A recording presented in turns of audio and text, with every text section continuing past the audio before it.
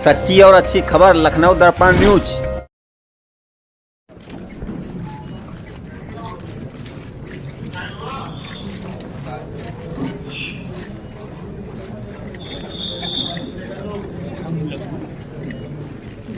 लोगों को ये विदित है कि आज मेरा खुद का अपना जन्मदिन है और इस शुभ अवसर पर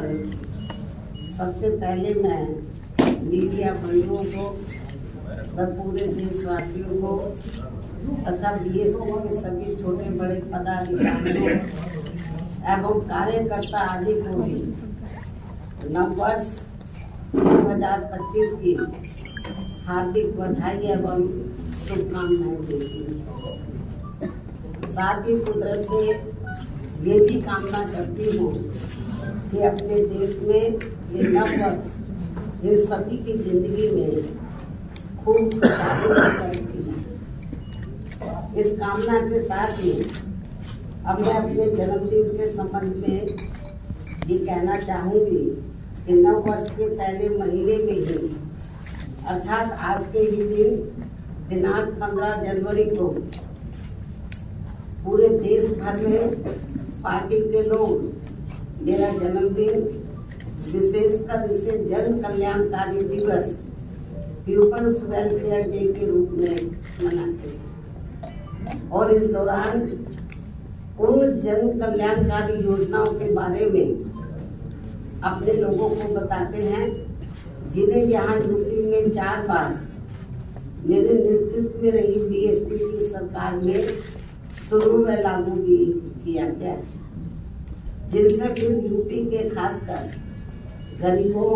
दलितों, आदिवासियों, पिछड़े वर्गों, मुस्लिम व अन्य अल्पसंख्यकों की स्थिति में काफी कुछ बदलाव भी आया है, सुधार भी आया है और अब उन योजनाओं की देश में दूसरी पार्टियों की राज्य सरकारें भी काफी नकल कर रही हैं। लेकिन इन लोगों के प्रति उनकी नीति व नीयत साफ नहीं होने की वजह से फिर ये सरकारें इन्हें कोई विशेष लाभ नहीं दे पाई। इतना ही नहीं बल्कि मेरी सरकार द्वारा यहाँ मजदूरों, बेरोजगारों, किसानों, व्यापारियों व अन्य मेहनतकश लोगों के साथ ही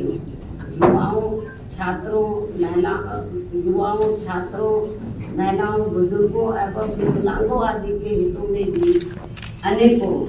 नई जन कल्याणकारी योजनाएं शुरू व लागू की गई, जिनसे इन्हें काफी ज्यादा लाभ पहुंचा है और जिनसे प्रेरित होकर अब पार्टी के लोग या फिर से यूपी में व यूपी की तरह पूरे देश में भी ऐसी ही जन कल्याणकारी सरकार बनाने के लिए पूरे जी जान से लगे और यदि इसके लिए पार्टी द्वारा किए गए कार्यों के प्रति इनकी पूरी ईमानदारी व निष्ठा आदि होती है तो फिर यही मेरे जन्मदिन पर इनका हमेशा ये विशेष तोहफा भी होगा। इस उम्मीद के साथ ही अब मैं अपनी पार्टी के ऐसे सभी छोटे बड़े पदाधिकारियों, कार्यकर्ताओं एवं शुभचिंतकों आदि का भी हार्दिक दिल से आभार एवं शुक्रिया अदा करती हूँ जो इसी सोच व धारणा के तहत ही मेरा जन्मदिन मनाए। साथ ही इस अवसर पर परम पूज्य बाबा साहब डॉक्टर भीमराव अम्बेडकर एवं मान्यवर श्री काशीराम जी के कार्यों को आगे बढ़ाने के लिए बीएसपी को पूरे तन मन धन से सहयोग करने का अपना संकल्प भी दोहरा रहे और अब उनका बढ़ चढ़कर यही नारा है जो आज के दिन वो लोग नारा लगा रहे मेरा जन्मदिन मनाने के मौके पर वो नारा लगा रहे हैं कि बाबा साहब का मिशन अधूरा बीएसपी करेगी पूरा।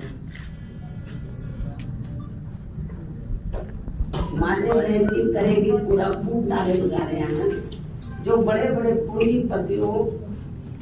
व धनराशियों के धन बल पर नहीं बल्कि बहुजन समाज के गरीब एवं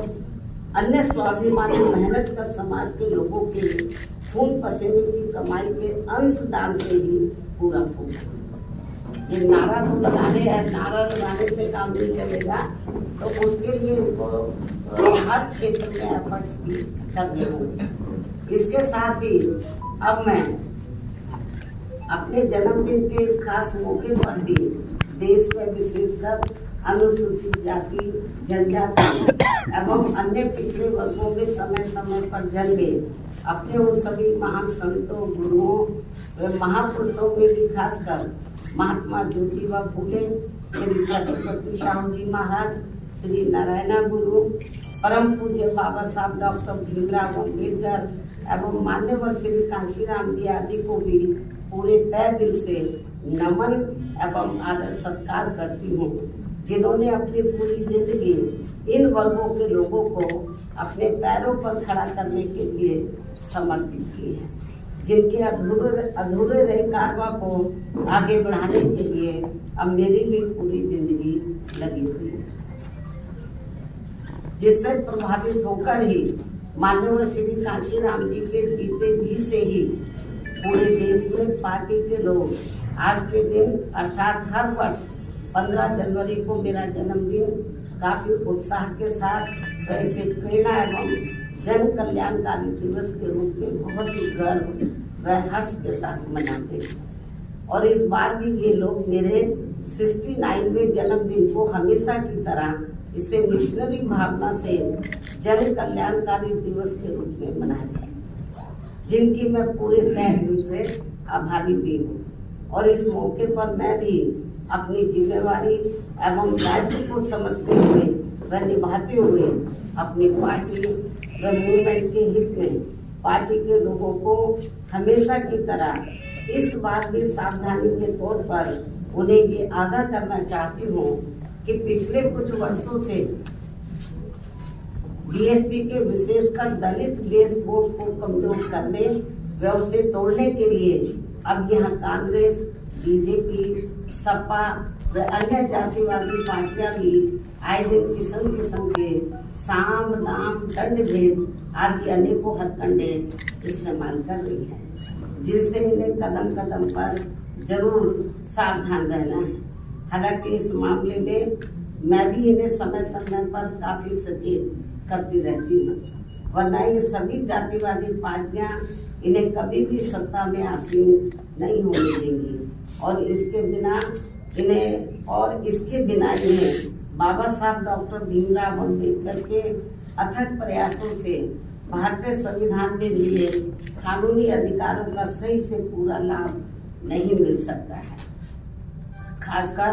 सरकारी नौकरियों में तो इनके आरक्षण को इन्होंने कोर्ट कचहरी की आड़ में काफी हद तक प्रभावी ही बना दिया। इतना ही नहीं बल्कि SC/ST के साथ साथ OBC वर्गों के लोगों को भी आरक्षण एवं अन्य कानूनी अधिकारों का अभी भी इन्हें पूरा लाभ नहीं दिया जा रहा है। और अब कांग्रेस पार्टी तो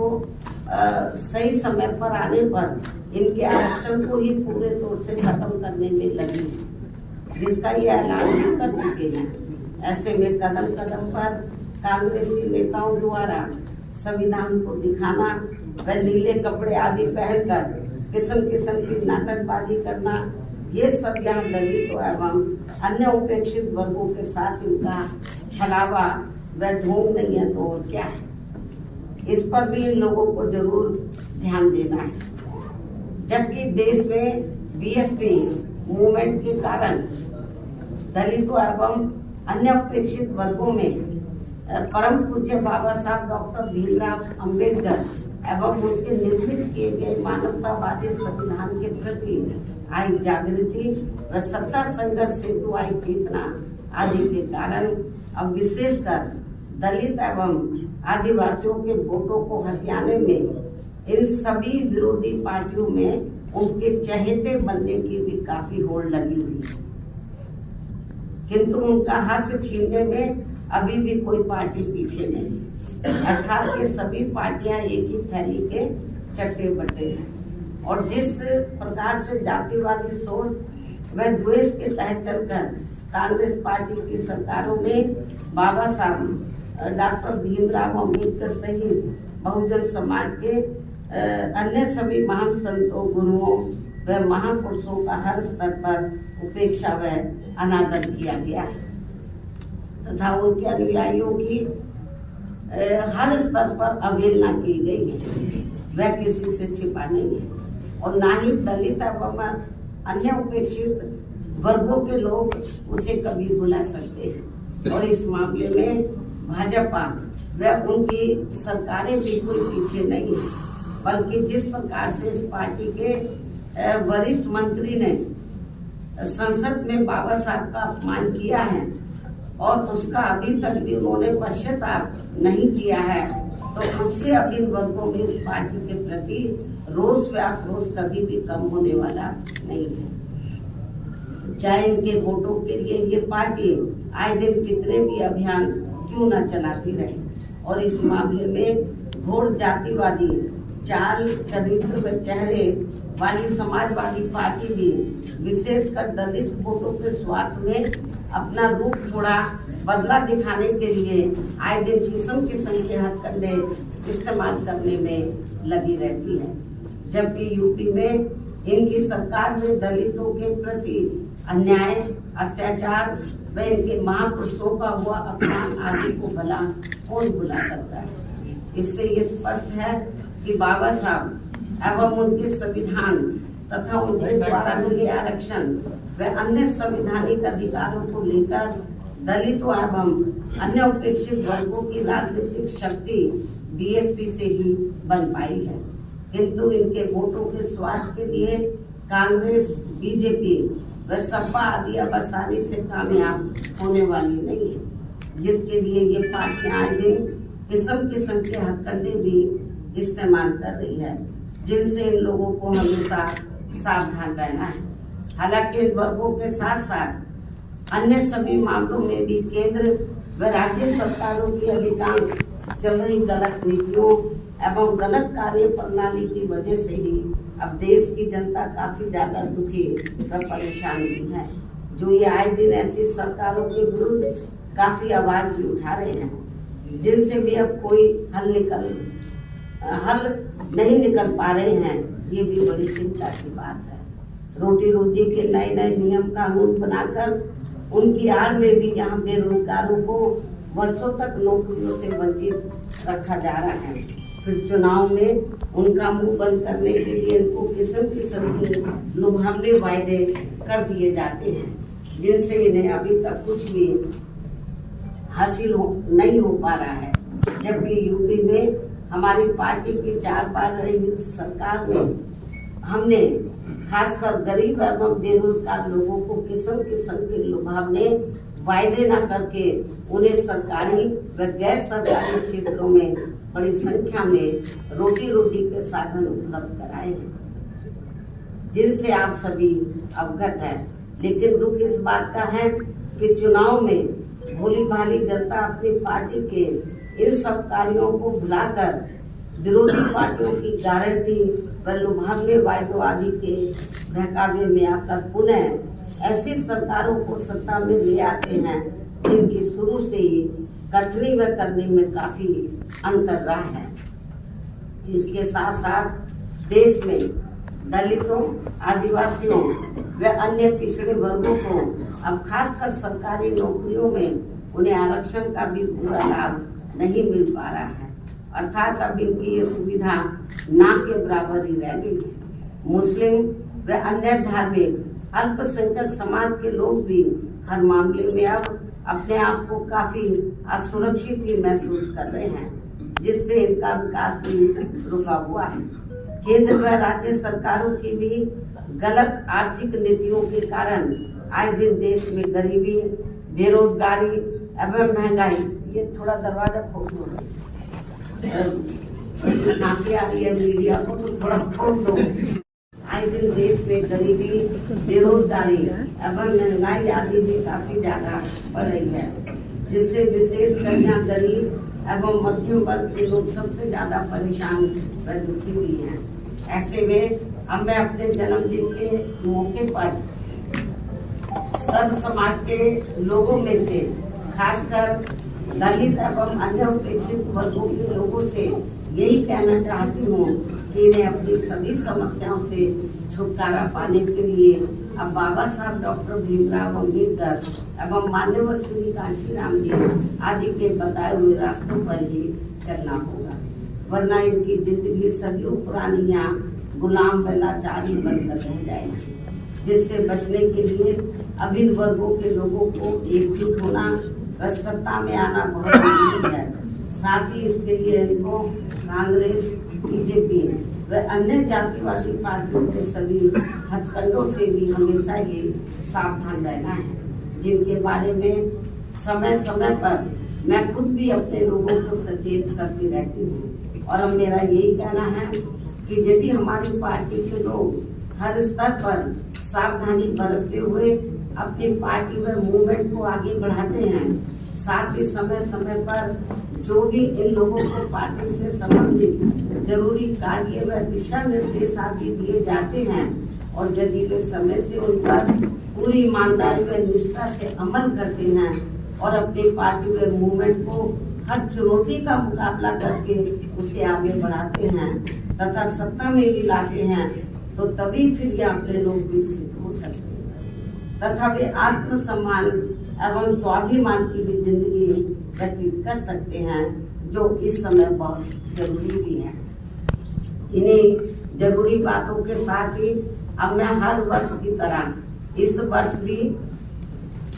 वर्ष भी आज अपने जन्मदिन के मौके पर मेरे नेतृत्व में अपनी पार्टी व मूवमेंट की 1 वर्ष की अवधि में जो भी गतिविधियां रही हैं, जिनका पूरा लेखा जोखा व विवरण मेरी किताब मेरे संघर्षमय जीवन एवं बीएसपी मूवमेंट का सफरनामा में हिंदी व अंग्रेजी में वर्णित किया गया है। और ये पुस्तक पार्टी से जुड़ रहे खासकर नई युवा पीढ़ी को सही मार्गदर्शन देने का कार्य करेगी तथा इसमें बीएसपी का वास्तविक इतिहास भी निहित है, जो आगे आने वाली पीढ़ी के लिए भी बहुत जरूरी है। और अब मैं इस अति महत्वपूर्ण पुस्तक के 20वें हिंदी व अंग्रेजी संस्करण का विमोचन करूं, लेकिन उससे पहले मैं देश की राजधानी दिल्ली में इस समय यहाँ विधानसभा के लिए हो रहे आम चुनाव में, जिसमें बीएसपी भी पूरी तैयारी व दमदारी के साथ अकेली चुनाव लड़ रही है और जिनसे मुझे ये पूरी उम्मीद है कि इस बार चुनाव में हमारी पार्टी पहले से बेहतर रिजल्ट जरूर लाएगी, बशर्ते यदि ये चुनाव पूरे तौर से फ्री एंड फेयर होता है और ईवीएम में कोई गड़बड़ी व धांधली आदि नहीं की जाती है, जैसा कि अधिकांश पार्टियां इसकी आशंका भी जता रही हैं।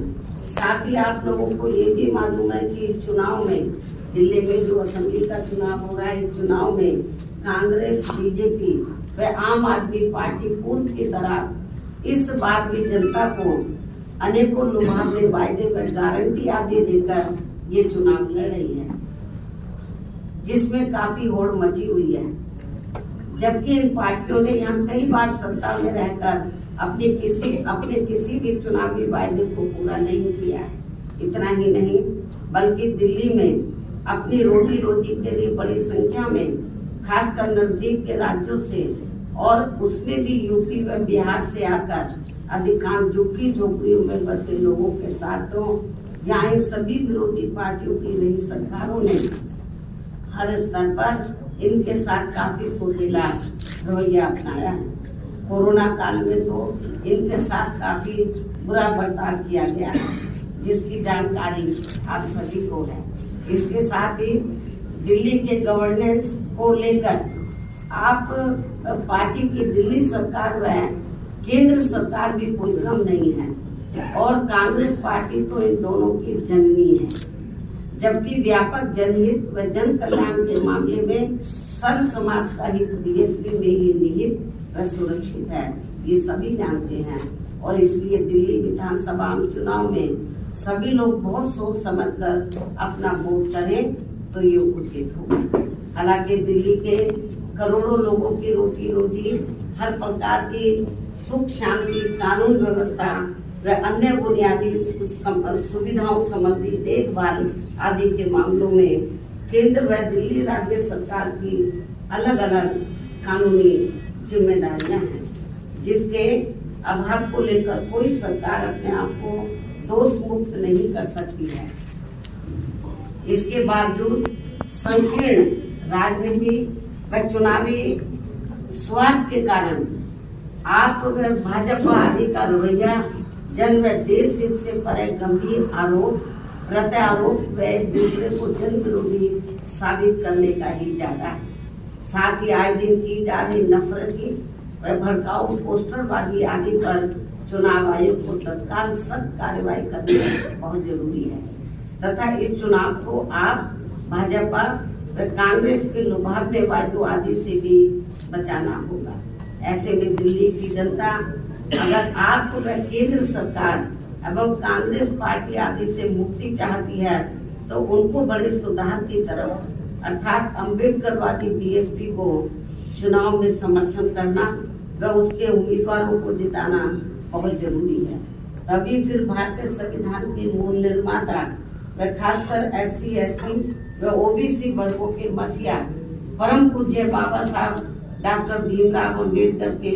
अथक प्रयासों से इन्हें सरकारी नौकरियों में व अन्य और क्षेत्रों में मिले कानूनी अधिकारों का भी यहाँ दिल्ली में पूरा लाभ नहीं मिल पा रहा है।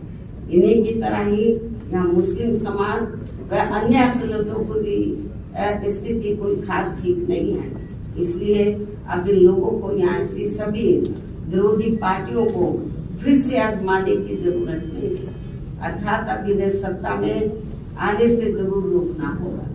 बल्कि इसके स्थान पर इन्हें यहाँ सर्वजन हिताय व सर्वजन सुखाय की नीतियों एवं सिद्धांतों पर आधारित अपनी एकमात्र हितैषी पार्टी बीएसपी को ही कामयाब बनाना जरूरी है। जो हमारी ये पार्टी यूपी में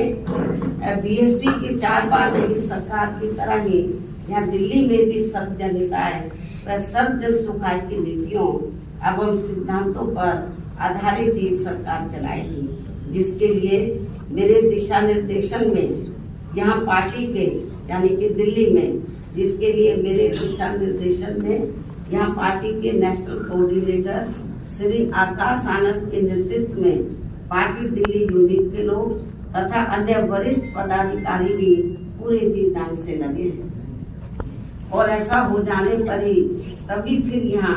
बाबा साहब डॉक्टर भीमराव अम्बेडकर एवं बीएसपी के जन्मदाता व संस्थापक मान्यवर श्री काशीराम जी का भी अधूरा रहा सपना जरूर साकार हो सकता है। इस भरोसे के साथ ही अब मैं अपनी पार्टी के लोगों से यहाँ दिल्ली विधानसभा आम चुनाव में कुछ ही महीनों के बाद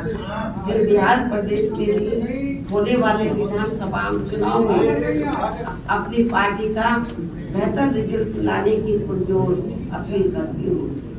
और ऐसा हो जाने पर फिर आज यही इनका मेरे जन्मदिन पर खास तोहफा भी होगा। अब मैं अंत में अपनी पुस्तक का हमेशा की तरह आज अपने जन्मदिन के शुभ अवसर पर विमोचन भी कर रही हूँ। यहाँ विमोचन अब मैं कर रही हूँ तो मीडिया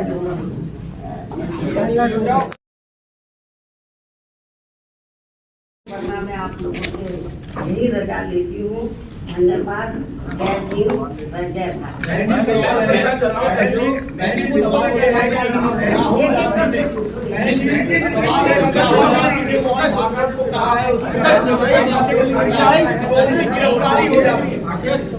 इस सवाल का जवाब तो आप राहुल गांधी से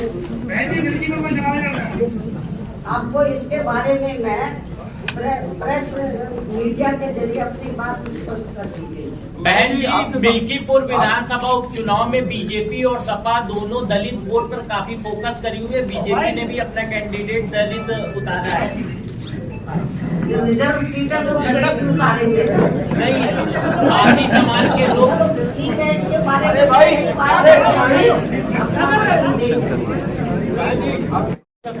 वो दहाई से कोई बात नहीं। ये और ऐसे में बाबा साहब का सपना कैसे पूरा होगा? मेरे आप बात सुनो। अकेले चुनाव लड़कर ही हमने खास तौर से उत्तर प्रदेश में सन 2007 में अकेले अपने बलबूते पर चुनाव लड़कर हमने एब्सोल्यूट मेजॉरिटी की सरकार बनाई है। तो लेकिन जो पहले राजनीति थी और अब की राजनीति में काफी फर्क है। पहले असूल और सिद्धांतों की राजनीति होती थी, अब दूसरी पार्टियां असूल और सिद्धांत छोड़कर तो जिस तरीके से साम दाम दंड भेद इस्तेमाल करके तो जो दूसरी पार्टियां हैं हमारी जैसी पार्टी को खास रूप से खत्म करने में लगी हैं। तो इस किस्म की पार्टियां कुछ दिन तो कामयाब हो जाती हैं, लेकिन जब जनता जागरूक हो जाएगी तो फिर ये पार्टियां कामयाब नहीं होंगी। बीएसपी का समय फिर से आए। बहन जी, क्या आपको कुंभ में जाने का निमंत्रण मिला है? क्या आपको कुंभ में जाने का निमंत्रण मिला है और क्या आप जाएंगी? पहले ये जो कुंभ का जो महाकुंभ का जो स्नान है या मेला जो लगा हुआ है, इसके बारे में लोगों की अपनी अपनी आस्थाएं होती है। तो जो आस्था रखता वो लोग जा रहे हैं, तो मुझे इसके बारे में क्या बोलना है? इसमें कोई निमंत्रण थोड़ी ना दिया जाता है। आरक्षण को लेकर तो अपनी अपनी आस्था जनगणना की बात करते हैं, जातिगत इंडिया अलायंस का आप भविष्य देखती है अभी भी? है इंडिया अलायंस का भी कोई भविष्य देखती है? नो जातिगत जनगणना को लेकर आप